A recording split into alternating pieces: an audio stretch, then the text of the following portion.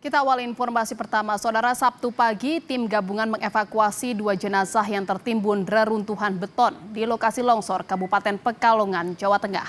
Saat ini kedua jenazah masih diidentifikasi oleh tim Inafis Polri. Proses evakuasi 2 jenazah korban tanah longsor di Desa Kasimpar, Petung Kriono, Kabupaten Pekalongan, Jawa Tengah berlangsung dramatis. Relawan gabungan harus membongkar beton agar jenazah bisa terangkat.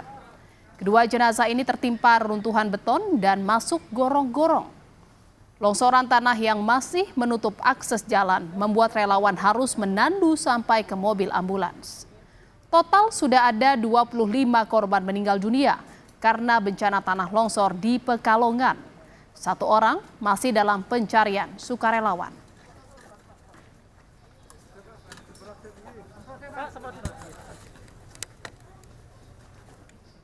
Saudara, tim SAR gabungan terus berusaha mengevakuasi dan mencari korban akibat longsor yang terjadi di Kabupaten Pekalongan, Jawa Tengah.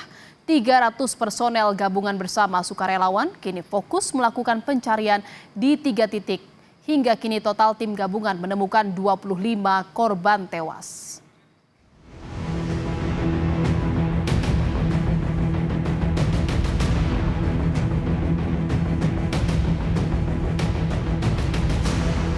Tim SAR gabungan terus berusaha mengevakuasi dan mencari korban akibat longsor yang terjadi di Kabupaten Pekalongan, Jawa Tengah. Jumat pagi, tim gabungan kembali menemukan 3 jenazah. Salah satunya berhasil dievakuasi dan diidentifikasi. Korban bernama Aurel, anak perempuan dari sekretaris desa Kasimpar, dan berhasil ditemukan sekitar 300 meter di dekat rumahnya di area persawahan. Kita berhasil menemukan almarhumah Aurelia Siva Zara, putri dari Pak Carik, Pak Sekdes. Alhamdulillah, mudah-mudahan tanggal 3 lagi ini bisa hari ini kita selesaikan. Itu ditemukan di titik mana itu, Dan? Kalau informasi dari yang di lapangan itu dekat yang posisi terakhir kemarin, berarti kurang lebih sekitar 300 meter dari rumah Pak Carik, bukan di area persawahan setelah jalan. Area pencarian yang tadinya kemarin kita menyusur sungai sudah kita hentikan, jadi kita fokus di area 1, 2, dan 3, area di bawah Pak Carik, kemudian area Bertasok itu, kemudian satu lagi di bawah kafe. Ini korban langsung dibawa ke rumah? Langsung dimakamkan di Desa Kasimpar. 300 personel gabungan bersama sukarelawan kini fokus melakukan pencarian di 3 titik. Hingga kini total tim gabungan menemukan 25 korban tewas. Hingga hari keempat ini kami menemukan korban meninggal dunia sampai hari ini berjumlah 25 orang. Kemudian 1 masih dalam pencarian dan selamat 15 orang. Untuk pencarian yang terbanyak di sini adalah di area rumah Pak Carik, itu berjumlah 16 orang. Dan yang lainnya terbagi menjadi ada di sektor 2, 3, dan 4. Presiden Prabowo Subianto menyampaikan ucapan duka cita terkait bencana longsor di Pekalongan, Jawa Tengah. Presiden meminta BNPB bergerak cepat membantu pemerintah daerah dan korban bencana. Presiden Prabowo menegaskan bantuan harus cepat dan tepat sasaran kepada korban. Saya menyampaikan turut berduka cita yang sedalam-dalamnya atas musibah bencana banjir dan longsor di Pekalongan, Jawa Tengah yang mengakibatkan korban jiwa. Saya sudah tugaskan langsung kepala BNPB dan aparatnya untuk bergerak cepat di lokasi, membantu pemerintah daerah dan berkoordinasi dengan instansi terkait lainnya untuk meyakini bahwa segera ada tindakan bantuan dan semua bantuan harus cepat dan tepat sasaran. Tugas terus berupaya mengevakuasi 2 jenazah korban yang tertimpa material longsor. Upaya pencarian juga terus dilakukan tim gabungan dengan mengerahkan alat berat untuk membuka akses jalan dan unit K9 untuk mencari korban yang diperkirakan masih ada di reruntuhan bangunan. Tim Liputan, Kompas TV. Saudara, perkembangan terbaru soal pencarian korban longsor di Kabupaten Pekalongan, kita akan bergabung dengan jurnalis Kompas TV Jinawi Rana dan juru kamera JBR Roy di Pekalongan, Jawa Tengah. Jinawi, selamat siang. Apakah dua jenazah yang kemarin ditemukan pada Jumat kemarin ini sudah bisa dievakuasi hari ini? Ya, selamat siang. Betul, Jihan dan juga saudara, ini memang dua jenazah yang kemarin ditemukan hari ini sudah berhasil dievakuasi dan dibawa ke posko di depan Kecamatan Petung Kriono, maksud kami di depan Puskesmas Kecamatan Petung Kriono ini pada jam 10 pagi. Memang dua jenazah ini sudah berhasil diidentifikasi, satu dan satu lagi sedang dalam proses identifikasi. Dua jenazah ini berjenis kelamin laki-laki, seperti itu Jihan. Untuk lebih jelasnya lagi, saya akan mencoba untuk berbicara dengan Letkol Infanteri Rizky Aditya selaku Komandan Kodim Pekalongan. Selamat pagi Pak Rizky, boleh dijelaskan ini Pak, apakah benar dua jenazah ini adalah korban yang selama ini dicari? Ya, benar. Jadi jenazah yang sudah teridentifikasi namanya Saudara M. Nasrullah, itu warga Buaran. Ya, ada satu lagi yang masih dalam proses, mudah-mudahan itu adalah Saudara Tegar.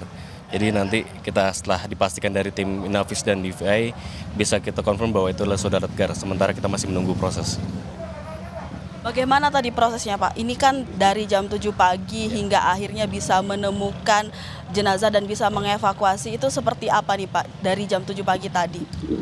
Baik, sebenarnya dari kemarin siang itu sudah terlihat jenazah tersebut, hanya posisinya memang di bawah tumpukan batu dan terjepit dengan gorong-gorong jembatan, sehingga prosesnya cukup sulit. Kemudian kemarin kita terbatas karena kendala cuaca, pukul 14.30 itu sudah mulai kabut dan akhirnya hujan, ini kita hentikan.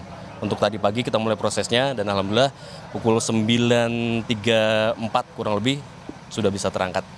Ya. Baik Pak, berarti artinya ini sudah ada berapa jenazah yang ditemukan oleh tim evakuasi dan juga ada berapa lagi Pak yang harus masih dicari?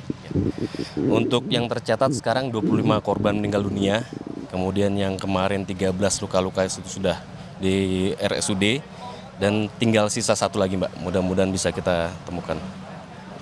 Kalau untuk area pencarian sendiri ini Pak, ini kan tadi dikerucutkan menjadi 3 area. Artinya jika satu korban hilang, apakah akan dikerucutkan lagi ke satu area Bapak? Sementara kita melaksanakan di 3 area Mbak, karena juga kita masih mencari tahu posisi benarnya Saudara Teguh Imanto yang memang belum ditemukan. Kita juga masih meraba-raba sebenarnya posisi beliau ada di mana pada saat terjadi kejadian tersebut. Jadi sementara kita masih tetap menyisir di 3 lokasi tersebut. Ya mudah-mudahan di salah satu lokasi tersebut bisa ditemukan. Demikian. Oh ya Pak, kembali ke pertanyaan awal tadi soal dua jenazah yang baru saja ditemukan. Ini masing-masing jenazah ini seperti apa Pak? Apakah akan kembali ke rumah duka atau mungkin seperti apa?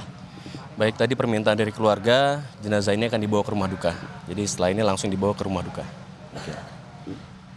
Kalau untuk satu jenazah tadi sudah berhasil diidentifikasi, lalu bagaimana dengan satu jenazah lainnya Pak?